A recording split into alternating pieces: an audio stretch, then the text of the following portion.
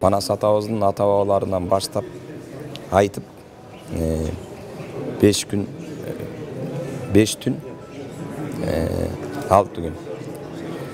Анан ошондо чоң азатка чейин барып, чоң азаттагы чабышта Мадыкандын жеңген жеринен ошо кыргызды жеңиш менен бүтүрдүм десем болот.